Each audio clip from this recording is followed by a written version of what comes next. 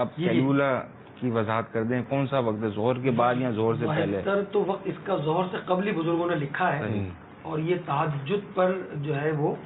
مدد حاصل کرنے کے لیے قیلولہ ہوتا ہے تہجد پر۔ اس میں لکھا بھی ہے جو کتاب گھریلو علاج کے صفحہ نمبر 29 پر 29 پر شیخ طریقت امیر علیہ سنت فرماتے ہیں کہ رات عبادت کرنے والوں کے لیے دوپہر کے کھانے کے بعد قیلولہ یعنی کچھ دیر آرام کرنا سنت اور مفید صحت ہے، اس سے دماغ قوی اور عقل تیز ہوتی ہے۔ ظہر سے قبل بھی لکھا ہوا میں نے پڑھا تھا، نگران شورا نے پچھلی دفعہ بھی ارشاد فرمایا تھا کہ اس کا ظہر سے قبل ہی وقت ہے۔ کسی کمپنی مجھے ایک امریکن نے بتایا تھا، امریکن نیشنل ہے وہ، تو انہوں نے بتایا تھا کہ کسی انڈسٹری میں لوگوں نے اس کا تجربہ کیا تھا کہ پہلے انہوں نے کنٹینیو لوگوں سے 8 گھنٹے کام کروایا، اور پھر کچھ لوگوں کو انہوں نے دیکھا کہ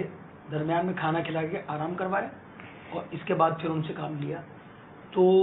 ان دونوں کی پرفارمنس میں جو ہے جن لوگوں کو آرام کروایا گیا کھانا کھانے کے بعد ان کی پرفارمنس بہت بہتر ہو جاتی ہے۔ قیلولہ اگر آدمی کرتا ہے تو قیلولہ کا منیمم ٹائم 20 منٹس ہے منیمم۔ اگر وہ 20 منٹس 20 منٹ صحیح طریقے سے آرام کر کے قیلولہ لے لیتا ہے، قیلولہ کر لیتا ہے، تو میں یہ سمجھتا ہوں کہ وہ کافی حد تک فریش ہو سکتا ہے اگر اس کو صحیح ٹائم مل جاتا ہے۔ 20-25 منٹ مور دین انف ہے۔